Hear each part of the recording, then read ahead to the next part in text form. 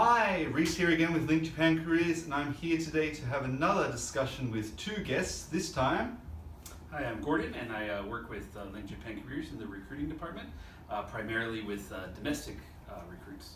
Awesome, thank you, Gordon. And this is Michelle, and I also work with the recruiting and marketing department. Excellent. Okay, and what we're going to talk about today, guys, we got a lot of feedback from the last video we did, but this time our feedback was more directed towards people who want to move domestically within Japan. So there are a lot of questions about how to do that. I know Jet's finishing up, so a few Jets were also reaching out to us.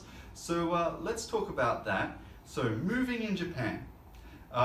Shipping companies, trucks. Michelle, you've recently moved to Tokyo. Can you tell us a little bit about that?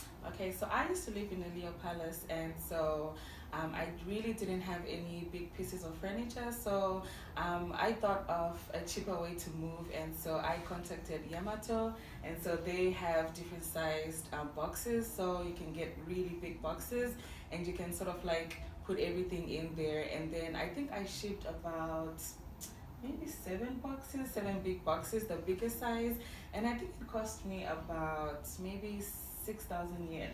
Total? Yeah, that's not 6,000 bad. yen. That's pretty good. From Okayama to Tokyo, so it's pretty efficient. So if you don't have like big pieces of furniture, you could try that option Just as use well. the Yamato. Yeah. Alright, that's pretty cool. Now Gordon, yourself, you've lived here I think for about 20 years. So so you probably moved maybe a little bit more than 7 boxes. Can you tell us how you did that? Definitely. So before moving to Tokyo, I used to live in Okayama, and to move from Okayama to Tokyo was quite a daunting task.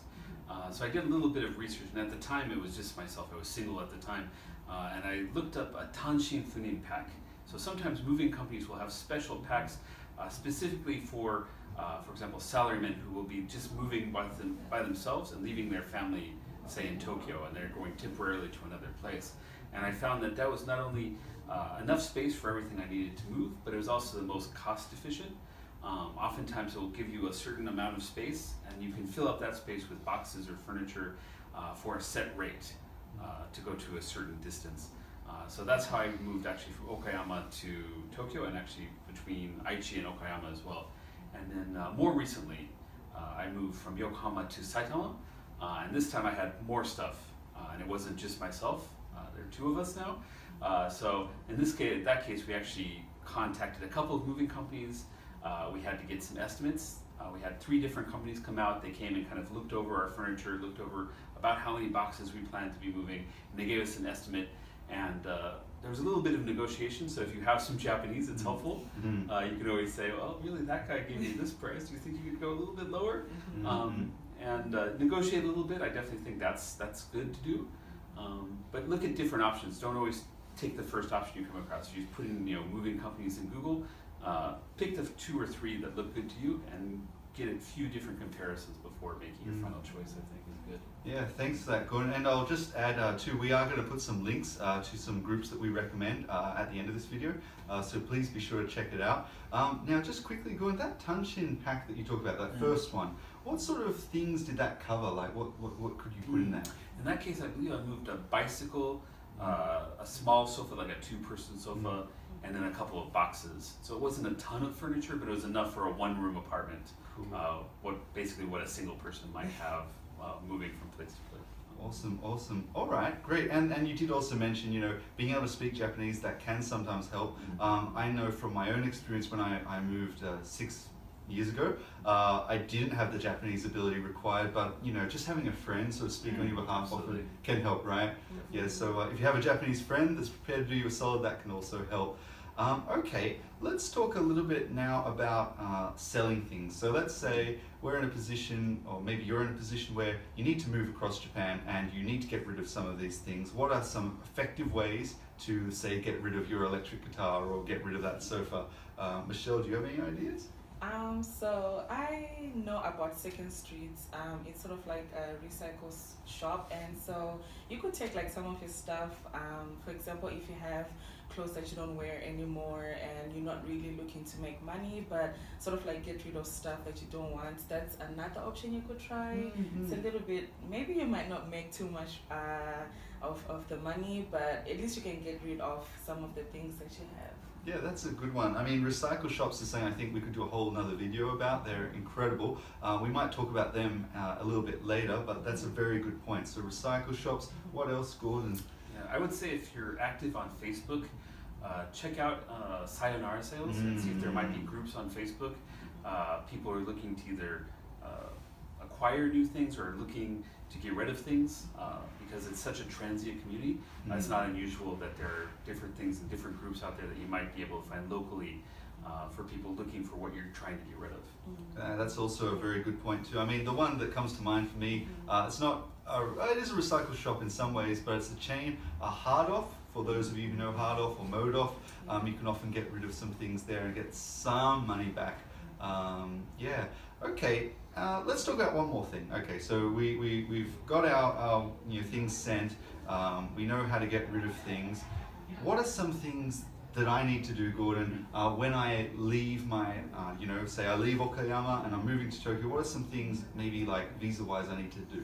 Yeah, I think this is probably the most daunting task and probably the most stressful part of moving, because you're not always sure what paperwork needs to be sent where and what you need from this city office and that city office. So the first thing you want to do is you want to get to your city office and get a tinshitsudoke. And that's basically a certificate of moving out from where you're currently living.